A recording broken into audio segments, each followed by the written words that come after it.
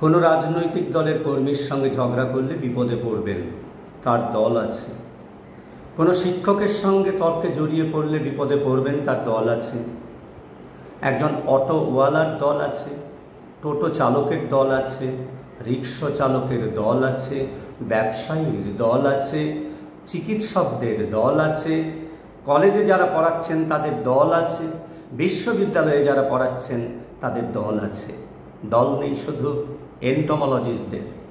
তার কারণ ভারতবর্ষের বিভিন্ন রাজ্যে এন্টোমোলজিস্টের সংখ্যা হাতে গোনা। কোথাও কোথাও পার্মানেন্ট পোস্টে এন্টোমোলজিস্ট নেই, যেখানে যেখানে আছে তাদের পদোন্নতি নেই।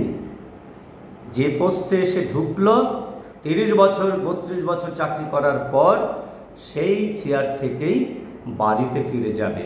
অথচ এই এন্টোমোলজিস্টরা কেউ এমএসসি পাস, কেউ পিএইচডি করা, কেউ পোস্ট ডক করা, উচ্চশিক্ষিত এবং পতঙ্গবিদ্যায় পারদর্শী, মশা বিশেষজ্ঞ।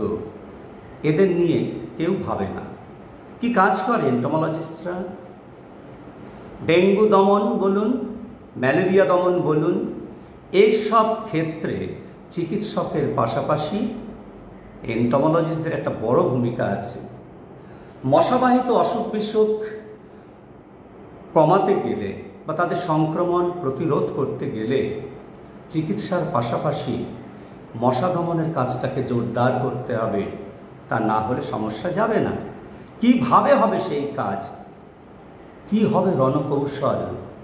কোন কীটনাশক ব্যবহার করতে হবে, কোথায় ব্যবহার করতে হবে, কোথায় ইডিসি জিপ্টাই মশা মানে ডেঙ্গুর বাহন জন্মাচ্ছে, কোথায় ম্যালেরিয়ার বাহন জন্মাচ্ছে, এবং সেই জন্মস্থানের চরিত্র অনুযায়ী কোন কৌশলে সেগুলোকে ধ্বংস করা যায়, এই সব কথাই বলে দেবে এন্টোমোলজিস্ট।